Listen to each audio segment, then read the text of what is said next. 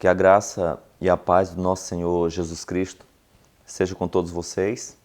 No capítulo 24 de Mateus, no versículo 32, Jesus diz: Aprendei, pois, a parábola da figueira. Quando os seus ramos se renovam e as folhas brotam, sabeis que está próximo o verão. Assim também vós, quando virdes todas estas coisas acontecerem, sabeis que está próximo às portas. Nós, como seres humanos, sabemos entender os sinais dos tempos, mas como cristãos, será que não estamos entendendo os sinais de que Jesus está às portas? No capítulo 25 de Mateus, a Bíblia destaca aí a parábola das 10 virgens. Das 10, 5 adormeceram enquanto aguardavam o noivo. É justamente o período que estamos vivendo. Até o povo que é descrito como o povo do advento, o povo que pregava sobre a volta de Jesus, o povo que cantava sobre a volta de Jesus, o povo que imprimia livros e folhetos destacando a volta de Jesus, o povo que tinha como slogan: Jesus em breve virá, breve virá, Jesus está vindo. Hoje, esse povo usa o slogan Esperança. Milhões de livros, mas já não fala sobre a volta de Jesus. Houve um arrefecimento, um esfriamento. Por incrível que pareça, até aquele grupo de cristãos que não criam na volta de Jesus porque diziam que iria haver um arrebatamento secreto. Então, se vai haver um arrebatamento secreto, Jesus não vai vir. Mas aquele povo que crê nesse tipo de teologia tem pregado mais sobre a volta de Jesus do que aquele povo que se dizia ser o povo do advento. Mas, amigos, pela Bíblia, não é hora de dormir, não é hora de estar sonolento. A Bíblia diz que aqui não é o nosso descanso. É hora de advertir o mundo, é hora de acordar, é hora de estar atento. Em vários lugares a Bíblia diz, é hora de despertar. Em Mateus 25, 13, Jesus diz: vigiai, porque não sabeis nem o dia e nem a hora. Você sabe o dia? Você sabe a hora? Então vigiai, é hora de vigiar. Os evangelhos de Mateus, Marcos, Lucas e João estão repletos, principalmente nas últimas palavras de Cristo, ele alertando o seu povo: vigiai. Amigos, é hora de vigiar. O apóstolo Paulo também falou para vigiarmos. Pedro também falou para vigiarmos. Até Judas escreveu falando da necessidade de vigiarmos. Não é hora de estar adormecido, é hora de estar atento. Vigiar é estar atento, é estar percebido, não pode ficar adormecido. Em vários lugares da Bíblia, apresenta uma divisão do período em 7 ciclos.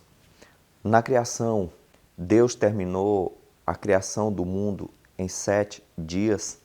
O ciclo semanal bíblico também, instituído no Gênesis, é de 7 dias.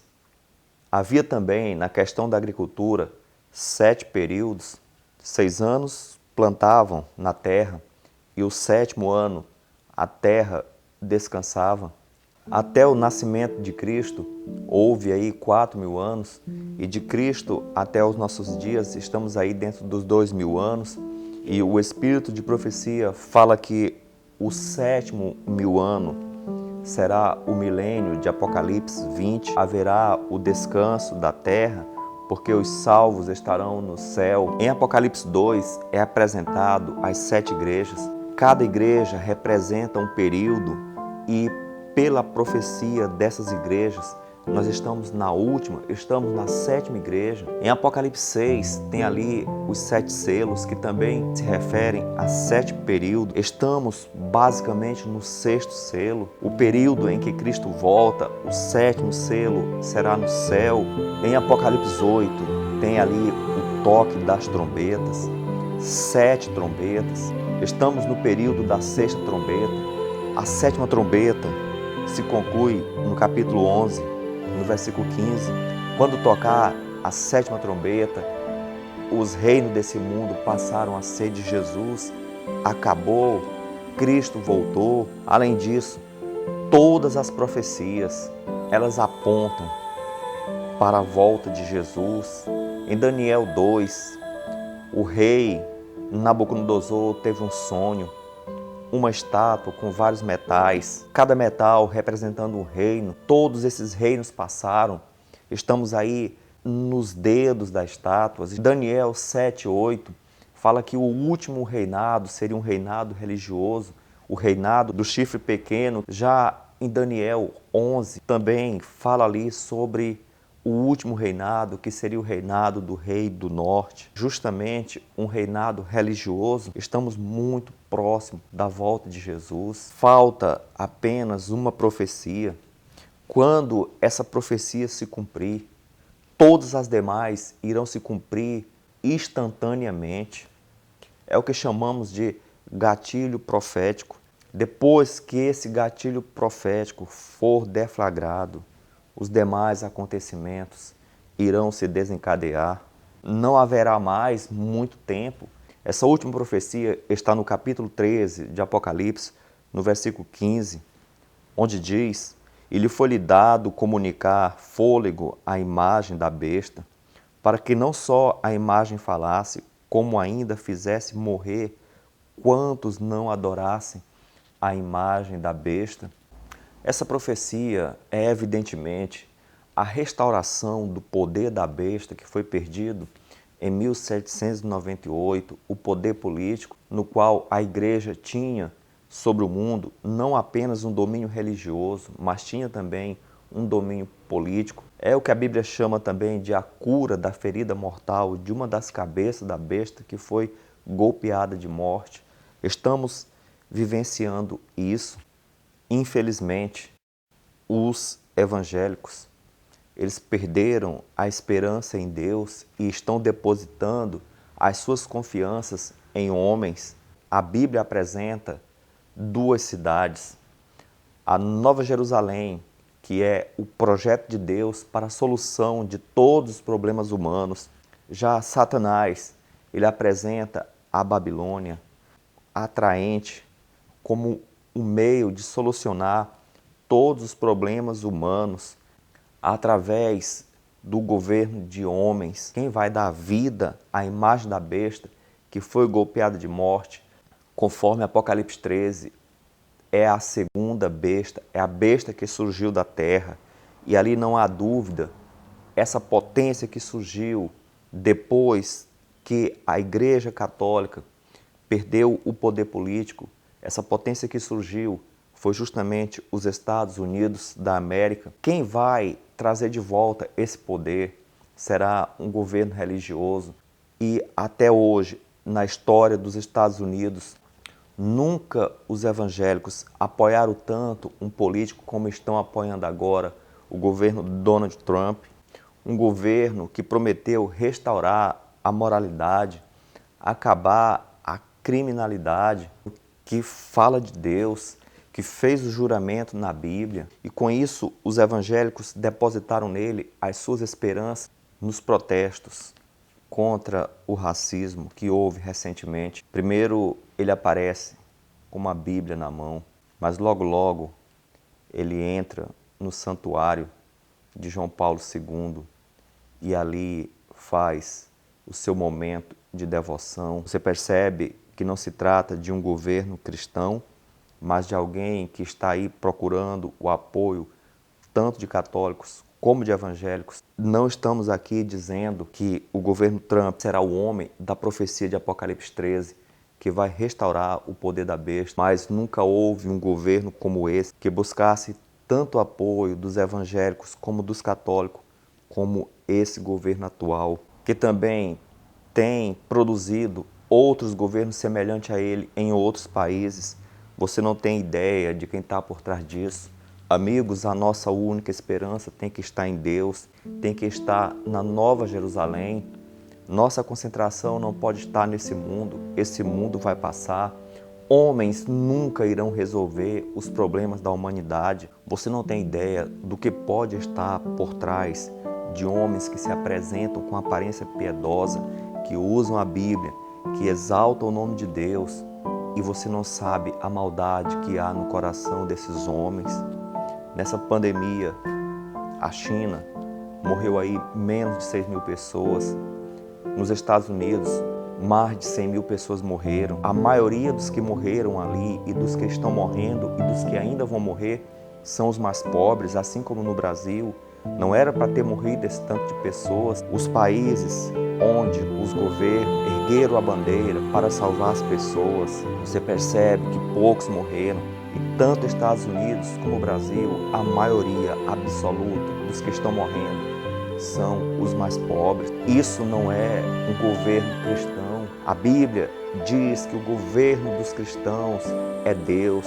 Isso não significa que há um rompimento com as autoridades da terra, mas a verdade é que as nossas esperanças devem estar unicamente em Deus e não em homens. Mas uma coisa é certa, quando esse gatilho profético for deflagrado, pode ter certeza que ocorrerá uma grande perseguição.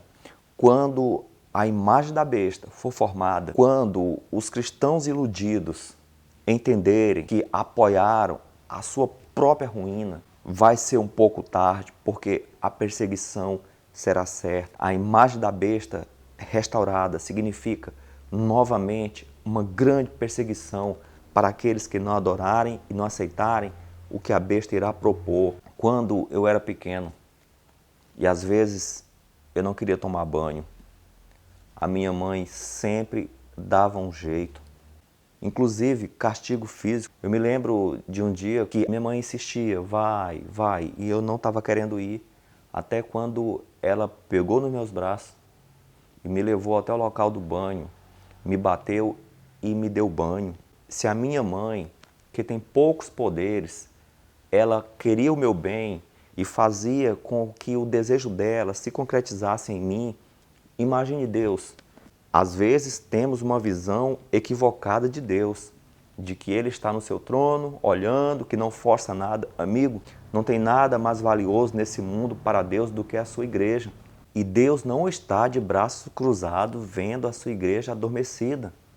A perseguição despertou a igreja de Atos. Antes de subir aos céus, Jesus ordenou à sua igreja, lá em Atos, não saiam de Jerusalém, até que do céu recebais poder, e depois vocês serão as minhas testemunhas, tanto na Judéia, na Galiléia, em Samaria e até os confins da terra. Mas sabe o que aconteceu? A igreja recebeu o Espírito Santo e permaneceu em Jerusalém. Estava muito confortável ali, pregando, muitas pessoas se convertendo, mas a ordem era o quê? Saiam de Jerusalém. Mas a igreja não obedeceu. E sabe qual foi o resultado? Depois do apedrejamento de Estevão, houve uma grande perseguição e os discípulos saíram por todo o mundo pregando o Evangelho. Hoje, estamos diante de uma igreja acomodada, uma igreja feliz entre as quatro paredes. O mundo cai ao redor, desastres, epidemias, fome, guerras, imoralidade, tudo de ruim acontecendo, todas as profecias se cumprindo e a igreja deitada eternamente em berço esplêndido. A perseguição do sistema da besta será o único meio para Deus despertar a sua igreja. O último acontecimento, conforme Mateus 24,14, será o evangelho pregado a todo mundo. E então virá o fim. Porque Jesus quer que o fim venha após a pregação do Evangelho. Amigos, não devemos nos esquecer que Deus é amor. Você pensa que Deus não ama os muçulmanos? Apesar da mídia ter satanizado este grupo, entenda, os muçulmanos são pessoas como nós. A diferença é que eles não conheceram Cristo. Deus quer que o Evangelho chegue até eles. Você acha que Deus não ama os hindus? Deus ama. Eles estão na idolatria por quê? Não teve o privilégio que você teve. Você pensa que Deus não ama os budistas? Sim, Deus ama. O amor dele é muito grande. O Evangelho vai ter que chegar até essas pessoas. Deus ama os católicos. Estão num sistema errado, mas Deus ama também os católicos. E Deus ama também os evangélicos que estão aí também seguindo Deus da forma que compreenderam, da forma que aprenderam. Mas entenda, essas pessoas precisam ser advertidas e a única forma delas serem advertidas é pela pregação do Evangelho que Deus ordenou para que a sua igreja pregasse. O problema é que por multiplicar-se a iniquidade, o amor de muito se esfriaria. E de fato se esfriou. As pessoas não estão pregando mais o Evangelho. Por quê? Porque o amor pelas pessoas foi perdido. Não veem que milhões estão morrendo por dia. Muitos deles nunca ouviram falar de Jesus. Mas a verdade é essa. A perseguição, ela fará com que os cristãos busquem Deus com todo o coração, com todas as forças, abandonando tudo aquilo que não pertence a Deus, esvaziando o coração e enchendo o coração do Espírito Santo. E pode ter certeza, quando isso acontecer, o Evangelho será pregado. Da mesma forma, quando o fogo se inicia em um monte de palhas, instantaneamente aquelas palhas se queimam. Da mesma forma, o Evangelho será pregado logo após o desencadear dessa grande perseguição que está às portas. Muitos irão acordar quando estiverem perdidos. Por isso, amigo, é hora de você orar mais. Abandone as orações superficiais. Não aceite mais esse tipo de oração. Rasgue o coração diante de Deus. Seja realista com Deus. Pare com essas orações repetitivas. Abrir o coração para Deus. Não é ficar rezando, repetindo as mesmas palavras sempre. Conte da sua frieza, conte da sua mornidão, conte da sua falta de amor pelo próximo, da sua falta de amor por Deus. Confesse, mas não confesse de forma generalizada. Oh Deus, eu sou um pecador. Não, Senhor, eu sou isso. Fale de fato o que você está fazendo de errado para Deus, porque Ele sabe tudo. Não podemos esconder nada de Deus. Estamos vivendo momentos muito solenes. O julgamento dos vivos já se iniciou. A Bíblia diz, é chegada a hora do seu juízo. Amigos, a igreja de Deus está sendo julgada. Imagine, logo, logo, o teu nome passará diante de Deus. E quando ele passar, só terá duas opções. Ou você vai estar salvo, ou você estará perdido. Em Mateus 22, 12, na parábola das bodas do Cordeiro, ali estava, naquela grande festa, um homem que não estava vestindo os trajes nupciais. E o Senhor da festa falou, como ele entrou aqui, retirai-o, assim será no julgamento. Muitos hoje estão na igreja, mas por estar na igreja não significa que você está salvo. Porque você nasceu na igreja, porque você é um pastor ou um líder, isso não significa que você está salvo. O teu nome vai passar se você não estiver vestido com as vestes de Cristo. Você será retirado. O julgamento se aproxima. Procure brilhar por Jesus. Você é a luz do mundo. Não se pode colocar uma luz debaixo de uma mesa. A luz tem que estar em cima da mesa. As verdades que você conhece, Deus te deu não para ficar só com você, não para ficar só com a igreja. Espalhe essa luz, pregue para aqueles que estão em trevas. Estamos diante de uma grande crise e essa crise vai se intensificar. Muitas pessoas estão passando necessidade. Se você tem como, ajude alguém. Mobilize a sua igreja para ajudar os necessitados. Não espere o amanhã. Se você ficar esperando o amanhã para agir, para colocar em prática o amor, porque o amor não é só sentimento, o amor é atitude. Se você não agir agora, hoje, você nunca vai agir. Não espere o amanhã. Brilhe por Jesus hoje mesmo. E por último, desapegue do amor aos seus bens. Há muitos anos atrás, uma irmã teve um sonho e ela via o povo de Deus numa longa caminhada, se retirando das cidades. E eles chegavam até uma região montanhosa. E no início eles estavam com os seus carros, cheios de coisas, cheios de bens. Mas em um determinado local daquela região montanhosa havia um despenhadeiro e os carros não podiam mais passar. Então eles usavam cavalos. Mas chegou um momento que o caminho se estreitou ainda mais. Eles não podiam mais passarem com os cavalos, deixavam também os cavalos com as suas cargas. Então eles se apegavam às suas mochilas, cheias de coisas, mas em um determinado ponto daquele caminho não tinha mais como levarem as suas mochilas, então agora eles estavam sem nada. Eles deixaram tudo para prosseguir. É hora de você deixar tudo por amor a Jesus. Retire da sua vida tudo que tem sido um empecilho para que você seja de fato um filho de Deus. E eu concluo lendo João no capítulo 6, no verso 38, que diz: porque eu desci do céu não para fazer a minha própria vontade, e sim a vontade daquele que me enviou.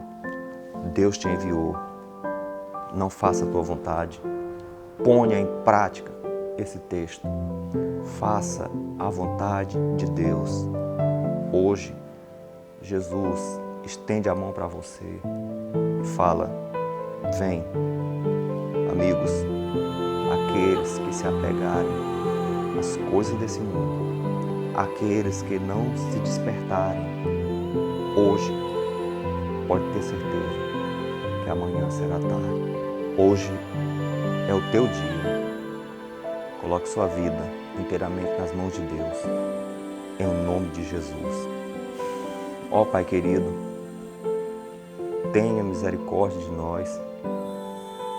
Somos, Senhor, pecadores. Estamos adormecidos no período que deveríamos estar despertos.